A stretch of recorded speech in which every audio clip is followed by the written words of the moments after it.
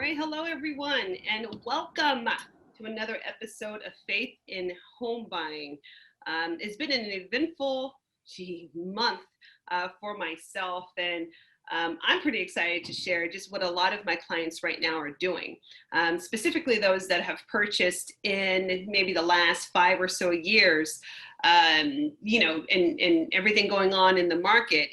It's been just a really great time for my clients and just in business in general. A lot of times people and your outlook on life and outlook on what this pandemic has thrown at you, a lot of times that does determine, your trajectory for the next year or the next couple of months.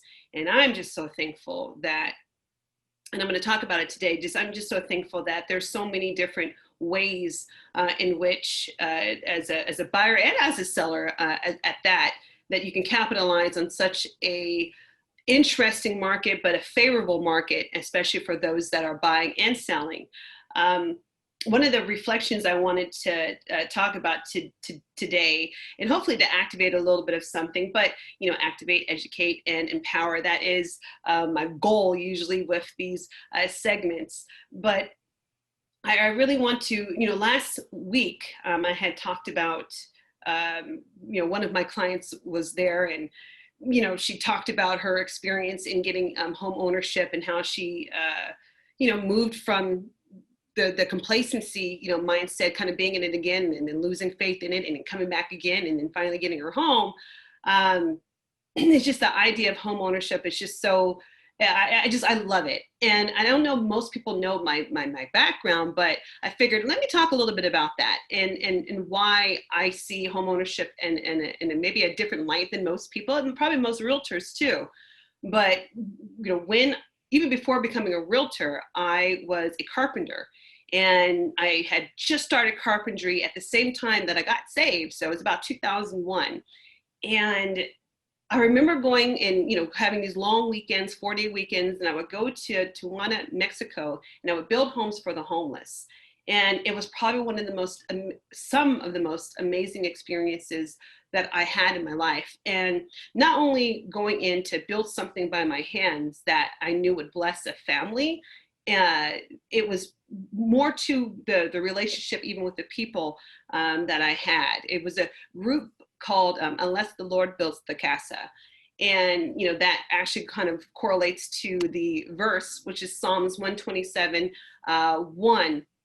And that verse was, this is more of the TPT version though, but if God's grace doesn't help the builders, they will labor in vain to build a house. If God's mercy doesn't protect the city, all the centuries will circle it in vain. So, unless the Lord builds the casa, again, that's more like the ESV version. But either way, it was a time that I really got to see what it meant on having God build the house. And the house, not only the physical house, because that was just amazing in and of itself, especially being a carpenter, but it was the house with the families that were to be living in the homes that we would, do. I mean, there are cute houses. I mean, they had a nice loft on it, two rooms. It was actually pretty decent square footage. I think it was probably, what we look at tiny houses right now. And the electricity would come from a big tower, and it would come and it would pull electricity from there. And they got electricity inside of it too. No running water, but just, there would be a pad of concrete that would be there. All the materials would be shipped down and driven down. We would go from, over here in San Jose and then drive all the way down past the border. All that being said, is just home ownership in general. It's just, it's so much more than just, the keys and, that's it. I look at it as an opportunity to advance family. And that's what a lot of them did. It was an opportunity where they didn't have to live in a shack. They didn't have to live in, a taco truck at that. It was an opportunity that a lot of families mostly were able to start their life. And, even now, even in going through this pandemic, I see a lot of my past clients that I was able to get into homes maybe about 5 or so years ago. Usually the average time frame of a person staying into a home is between 5 and 8 years. And now seeing them go through and call me up and say, okay, Tamika, we're ready to move up in our family. There's a home that we've identified, and maybe they have more kids now. Like, there's a lot of them, and they've grown out of the space of their home. And in this particular market, um, I want to say that it's if you let fear kind of dominate what your mindset and thinking is for your family, even in this time of 2020, you're going to miss the boat. And I'm saying that boldly, and I say that too because there are those that I've gotten to homes, they've contacted me, and there's at least 4 of them right now. I mean, even from last year to into this year, even when there was like a smoke thing over here in California, which is really weird. There's a whole bunch of smoke, and I have my clients say, hey, we want to move now at the end of the year. Of course, during the winter time, right? Even now, even more so, is even crazier. And I was telling one of my clients too, I said, you guys wanting to move right now in the midst of a pandemic, didn't even think about it before, nor have I, we've talked about it, nothing leading up to this point. But them understanding too that fear, number one, can't dominate. 2, you got to capitalize on this particular market and the low interest rates that are going on right now. When I look at a lot of my just clients wanting to do this, they're actually in good positions. And the reason why is when you look at the homes that you would normally probably not be able to afford. Okay, so affordability is a huge thing. And you look at the interest rates being as low as they are, it does make sense to say, well, let me try to move up. If I know I have equity in my home, which a lot of people do, and that's what you really should look at. A lot of people have equity inside their home still. And we're talking like, by the time 5 years ago into now, we're talking about, if my clients had not, refinanced a whole lot, we're talking like $300,000 to $400,000 in equity. Those are some good deals, that I got him into. And now looking to be able to sell that particular property and purchase another one is looking really, really good. Especially being able to sell their home, not necessarily, on a low, nor is it on like a really, really high, but kind of right in the middle where they're still able to capitalize on a big portion of their equity to put down onto another home. And so that's what I'm working with right now with a lot of my clients, and just a whole lot of just reflection on myself. So I figured, in this particular segment, I'm going to talk more about that and just the scenarios that a lot of my clients are going through. And then also too, in the next segment, talk about what does it take in order to actually list your house? What does that look like? Because a lot of people think it's just, it's a simple thing to do, but in all actuality, it's like a big moving ship. All the pieces have to work together in order to make it happen on the other end. So that being said, that's one of the reasons why I wanted to kind of talk about what that looks like, what the staging process looks like, what the first part looks like in order to actually list your home so that you can purchase another one. I actually love doing these. It's one of the more harder type of deals to do, but I love doing it because it's a challenge, number one, and I get to then be on the sell side because, granted, truth be told, I don't do a lot of the sell side, not because I don't want to and because I'm not good at it. It's just because I love the satisfaction of seeing new buyers into homes and doing the whole bow thing. But the good thing about having someone who's very good with working with buyers and that works a lot with them, I know what to look for specifically, not just to make the home look, nice and inviting. That's one thing, but I know what buyers are looking for in the very small details in a home to make sure that, maybe you're not spending a whole lot of money, but you're spending money in the right areas so that when this home gets on the market, number one, it can move fast because that's pricing, right? Number 2, it's visually appealing. That's important. We're going to talk about that. And then number 3, that it's not sitting on, forever.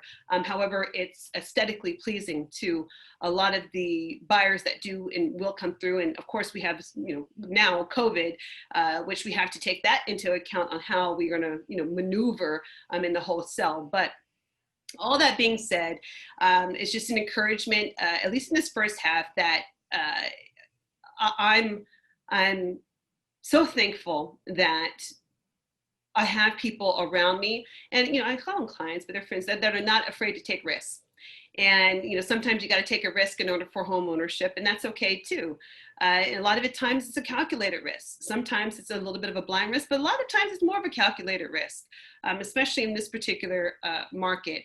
And hey, if you are one of those that are a homeowner, and you're saying like, gosh, maybe this is the time for me to try to find another place, or this is time for me to move up, or I got a lot of equity inside my home, what should I do? Give me a call. I can be reached Tamika Ellsworth .com, or you can give me a phone call, 408 561 7922. I've had a lot of you give me a call, leave me messages. Thank you. And if I haven't gotten back to you, don't worry. I will. There's sometimes a lot of times that, as I'm working, because I'm a 24/7 working realtor, I will get back to you, because I think that, anyone who does reach out and need help, you are important to me. So when we come back, I'm going to give a little bit of a breakdown of what it takes to sell a home in this particular market, what things to look out for. Even now, some of the situations I'm going through, I have at least 3 of them of clients that are looking to do that very thing, to list their home, which some of them are already listed, list their home, sell it for a good amount of money, and purchase like their dream home on the other end. So second half, faith in home buying. If you missed the first half, no worries. All of us was just kind of reminiscing on my days in being able to build homes for people in Tijuana, Mexico. And it was probably one of the best times of my life. And that's one of the things that kind of sparked home ownership with me, and just wanting to help people. And even now in COVID, or just this pandemic, it hasn't stopped. And I'm so thankful that I have kind of people around me, clients included, and a lot of I consider friends as well, that are ready to make moves, even in the midst of the pandemic. I mean, they're just as crazy as I am, and I love it. But that being said, when you talk about listing, your home, so you've been in your home for probably about 5-8 years, that's about an average that people usually do stay inside their home, and you're growing out of the home, or you need to make another step in another direction, or you just another area, or you're like, Tamika, I'm gonna move out of the area because of, for whatever reason, and and what that looks like. Now, granted, those are some of the more harder ones, but I love them because they're challenging.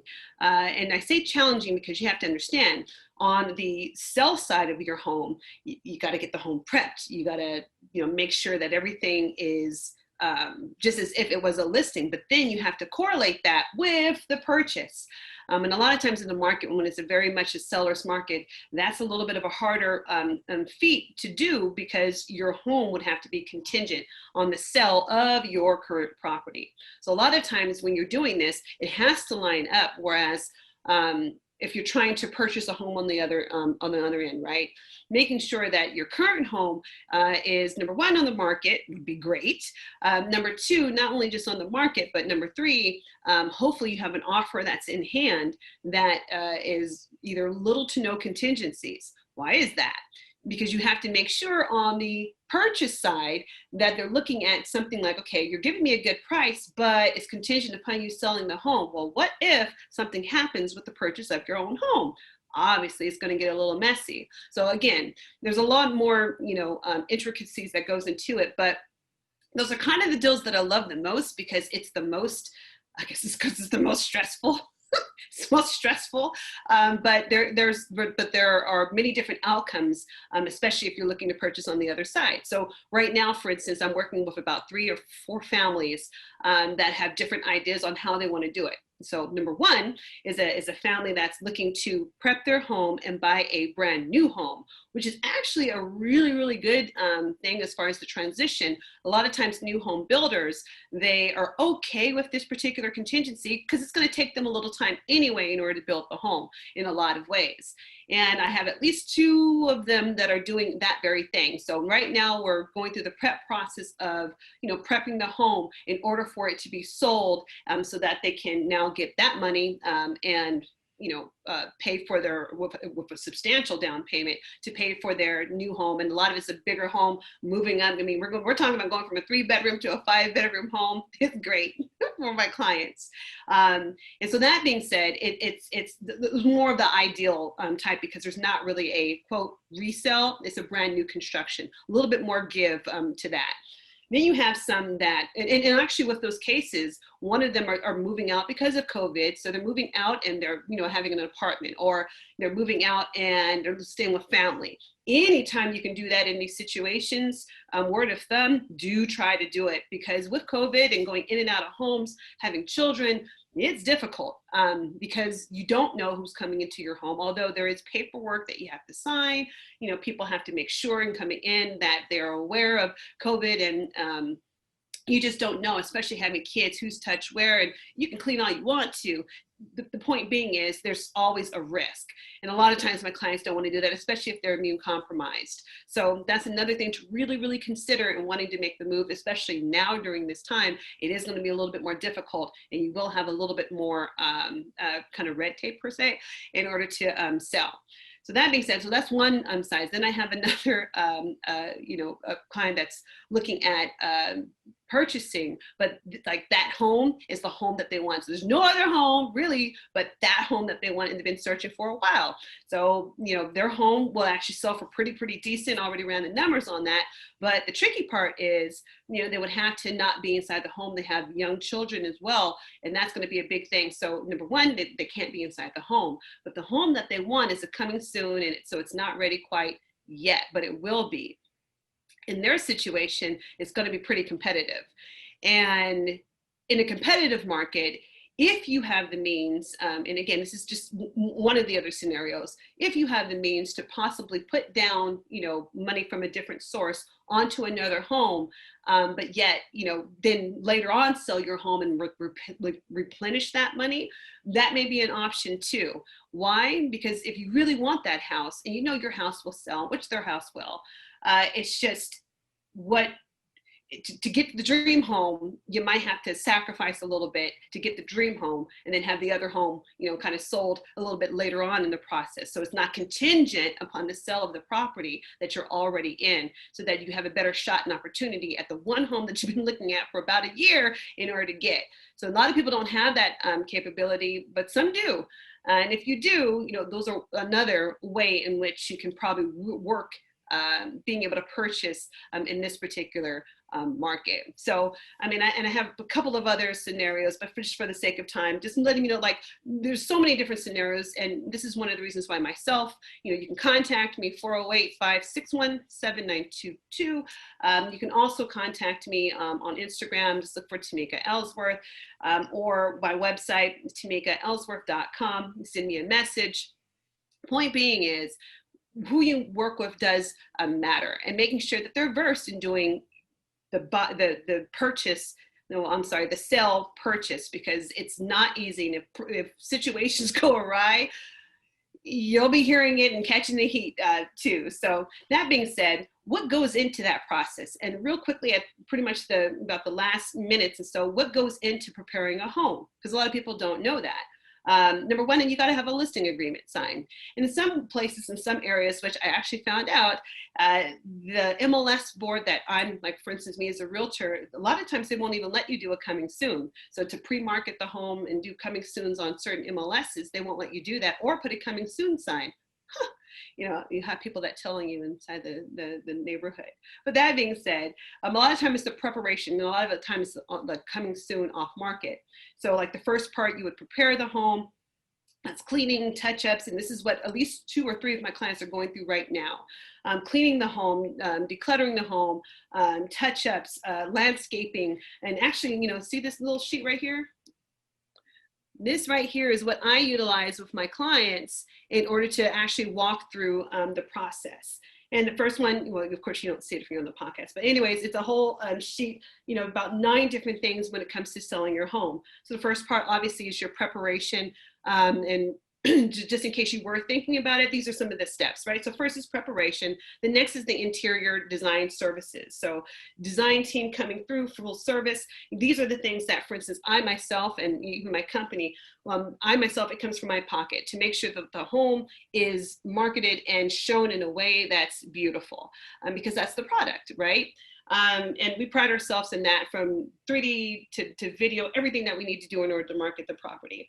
So that being said, the first step, preparation; second, interior design; third step, creative marketing, YouTube, Twitter, all of that stuff. We don't do open houses right now. So COVID, you have to be a little bit, you just have to be creative in how you do it. But creative marketing is one. A website, drone footage, 3D walkthrough of the home is really, really, really important, because now with COVID, you should walk through the home first virtually and then go and view it, to reduce your risk of COVID. Then marketing online. Obviously, Zillow, Trulia, Redfin, even my MLS listings are Bay East. That's something that you do in order to make sure you have exposure to the home. Social media, all of that stuff. Obviously, that is something that we do. If you've ever looked at my website and seen the listings, that's what we do in just more, and it's amazing.